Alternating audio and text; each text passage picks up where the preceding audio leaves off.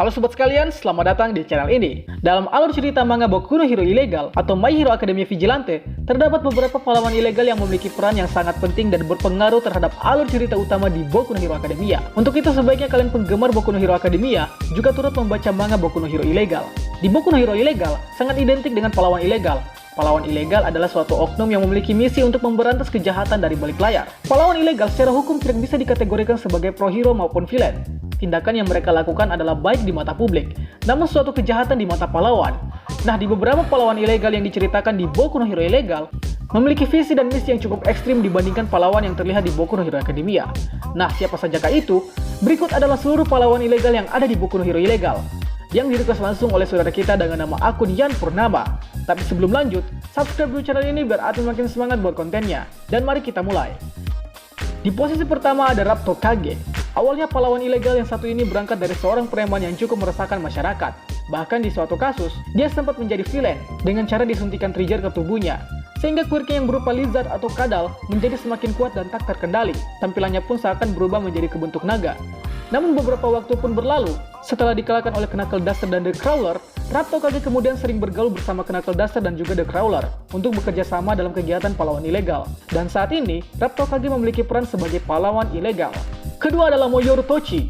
Moyoru Tochi masih memiliki hubungan pertemanan dengan Raptor Kage. Moyoru juga awalnya adalah seorang preman yang sering mengacau bersama Raptor Kage dan bos dari trionya yang adalah Soga. Moyoru juga sempat menjadi villain dadakan yang kemudian mengacau di kota Naruhata dengan quirknya yang adalah api.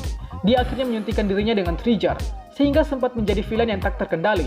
Tampilan tubuhnya yang awalnya sederhana, kemudian berubah menyerupai batu bara dengan diselumuti oleh api. Lalu setelah dikalahkan oleh Knuckle Duster, dia kemudian khilaf dan menjadi orang baik di kemudian hari. Belum selesai sampai di situ, dia akhirnya turut mengambil peran menjadi pahlawan ilegal bersama yang lainnya. Ketiga adalah Soga Kushigaki. Jika tadi kita sudah sebutkan dua preman di atas, maka bos dari geng preman tersebut adalah Soga Kushigaki. Awalnya, Soga juga hanyalah seorang preman yang mengacau di kota Naruhata. Kadang dulunya dia juga melakukan tindakan begal di sudut kota bersama kedua kawannya.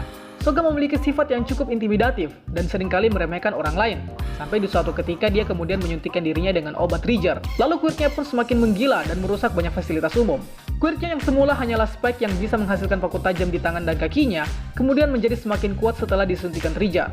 Kekuatannya tak terkendali dan wujudnya pun berubah menjadi monster. Lambat laun di kemudian hari, dia kemudian bertobat setelah diselamatkan oleh The Crawler dan kawan-kawan.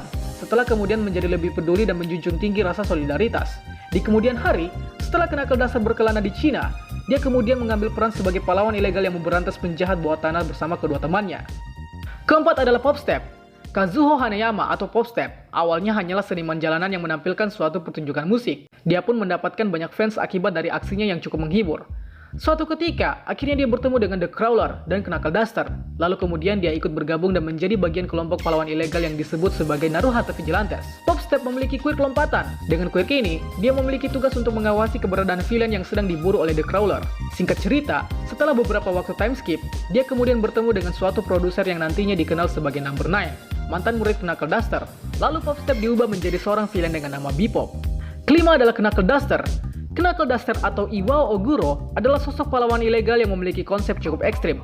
Seakan bukan sifat dari pahlawan sejati, namun sebenarnya Knuckle Duster adalah seorang pahlawan veteran. Dikisahkan, di masa lalu dia adalah seorang pahlawan yang sangat hebat karena dia memiliki kecepatan di atas rata-rata manusia biasa. Dia dikenal sebagai High Speed Hero O'Clock dengan quirknya adalah Overclock, yang memungkinkan dia dapat meningkatkan fungsi kerja otaknya.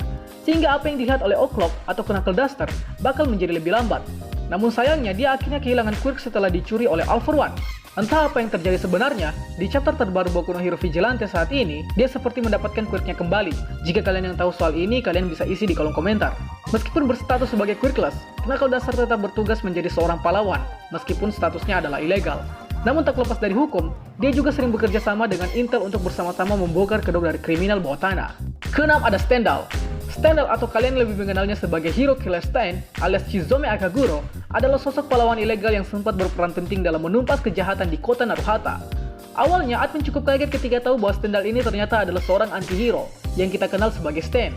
Stendhal adalah pahlawan ilegal yang memiliki aksi yang lebih ekstrim dari Knuckle Duster, di mana jika Knuckle Duster hanya membuat penjahatnya kalah, maka Stendhal akan membuat penjahat mati di tangannya. Quirk Stendhal adalah Blood Curdle, di mana jika dia mencicipi sedikit darah dari lawannya, maka lawannya akan lumpuh seketika.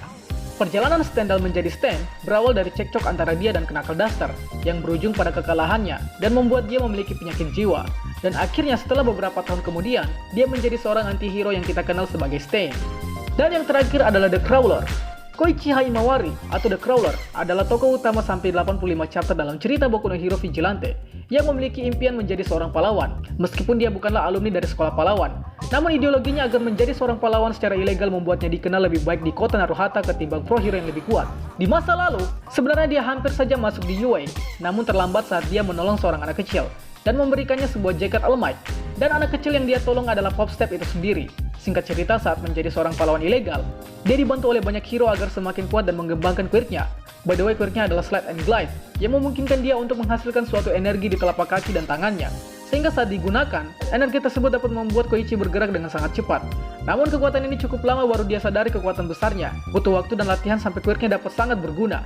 Mulai dari latihan bersama Ida Tensei si Ingenium, lalu kemudian dapat terbang saat menolong Captain Celebrity, dan di akhir, kekuatan ini ternyata adalah quirk yang cukup overpower setelah dikembangkan, bahkan mengalahkan kecepatan dari Ida T-nya. Koichi kemudian menikah dengan Popstep dan melepas gelar The Crawler. Ada banyak hal-hal unik yang mengejutkan yang ada di Boku no Hero Vigilante, dan semua akan terhubung langsung dengan alur cerita utama di Boku no Hero Academia. Itulah pembahasan kita pada kali ini. Sanggah apabila ada yang kurang, request juga di kolom komentar untuk pembahasan selanjutnya, dan akhir kata, see you next time.